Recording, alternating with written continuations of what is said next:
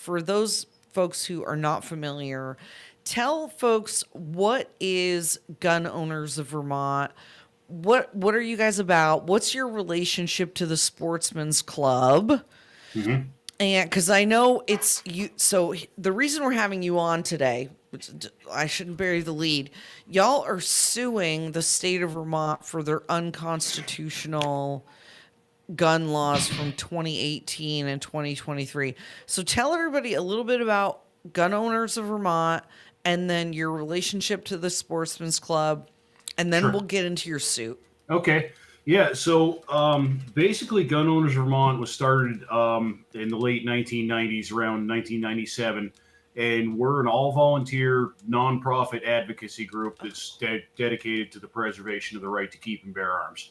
Oh, And we pride ourselves, we actually bill ourselves on being one of the only no compromise gun rights organizations where we very firmly believe that all gun control is unconstitutional um, Yes. and goes against our what we believe in, and we do our best to so raise. I can have my tank. So I can have a tank. I You're think okay that with me having a I, tank? I think that's reasonable. Yeah.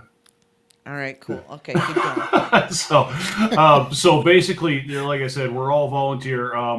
We're very small, and it was kind of just started by a disgruntled group of guys that noticed that every major piece of gun control legislation that gets passed in this country, usually has the NRA floating somewhere around it, and they usually they start out with oh no, we're not going to do that, and then they compromise on it. And we always said Mm. that the compromise is surrender on the installment plan. You start out with, but no, Ooh. you keep compromising your rights away until you're wound up with nothing. And that's part of the strategy of the other side. So um, we bill ourselves as being a no compromise gun rights organization.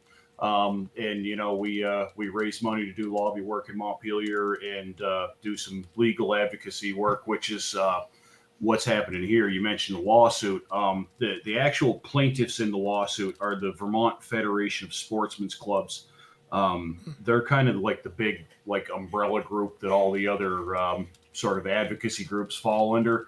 Um, Okay. and we are sort of assisting them financially and administratively in how we're sort of a sister organization to the federation. They're the big tent, Okay. and we're sort of the they do like hunting and fishing and trapping and conservation and all that stuff, and we're sort of just guns. So, but Got it. obviously, whenever they pass laws restricting 2A rights, that's right up our alley. Affects So everybody. we're going to be heavily involved in that. So so it's a collaborative effort. There's a lot of different advocacy groups, local and national, that have sort of signed on to this effort. Um, and a lot of this similar stuff happening in other states. A lot of lawsuits have been filed Mm. since the Bruin ruling last year, and the judicial landscape around gun rights kind of changed with that. So there's been a lot of legal work going on for the last year or so.